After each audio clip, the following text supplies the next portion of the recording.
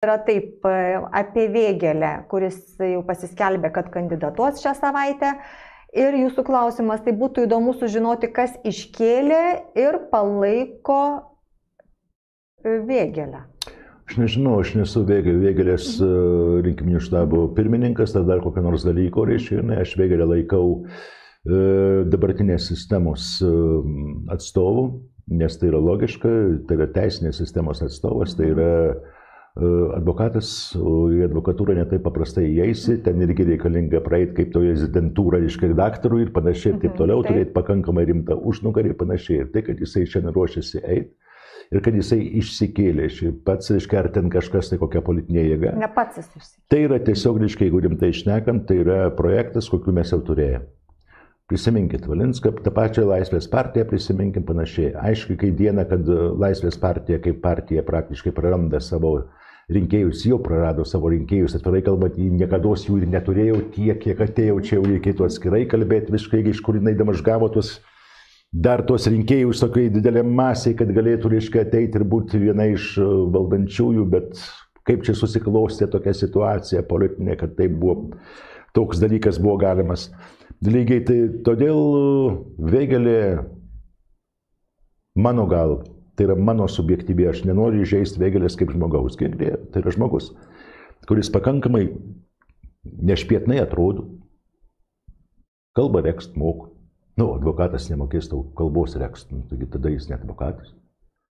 Bet tai, kas jis ateina, nei, eilinį kartą sakiau, nei finansinis specialistas, nei tuo labiau būtent teisininkas neišgelbės mūsų nuo viso šito. Teisė kaip tokia, čia reikėtų tada atskirai apie kiekvieną kandidatą, kuris jau išsikėlė, kalbėti atskirai apie kiekvieną. Aš dar kartą sakau, paprasčiausiai pasižiūrėkit, tai yra projektas, pamenat, aš esu sakęs, kad visada, kai dar eina rinkimų kampanijos pradžia, bet jau daug anksčiau iki rinkimų kampanijos, pradeda žiniasklaida sukti kokius 3 ar 4 kandidatus. Tai yra tos 3-4 nuotakos, kaip aš kad vadinu, kurios bus siūlomos mums. Jie ir reitingų agentūroje, reiškia, jinai rodoma, kad jie aukščiausiai stovi. Jie ir vienokie, ir kitokie.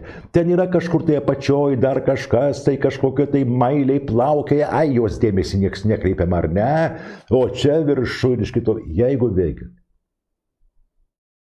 kuris realiai politikoje nedalyvavo iki šio, o buvo tik advokatūrai, pasisakydavo savo nuomonę, ypatingai kada buvo COVID-as, ar ne?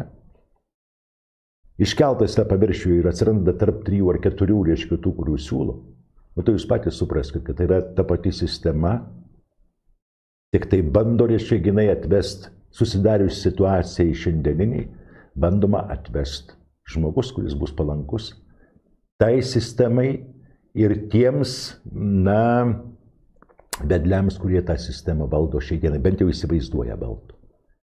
Puikiai suprantama, kad krikščionys demokratai, atsiprašau, Tėvynės konservatoriai, krikščionys demokratai, šitą partiją, aš jau sakiau, jie būtų pasidarę, galėjo pasidaryti pakankamai be jokių Vėgėlių, be nieko savo labai gerą ėjimą, tai būtų praeitų metų, kada mes kalbėjom dar gruodžio mėnesį, pamenat, sakiau, kad jiems reikalinga pasitraukti, jie tada politikoje būtų galėję ateiti su nauja jėga, jie nepanoro šito. Galbūt nepanoro, galbūt negalėjo, per daug dideli įsipareigojimai kažkam tai yra, ar ne? Tai jie eina jau išbandytų keliu, tai jie stato žmogų, kuris,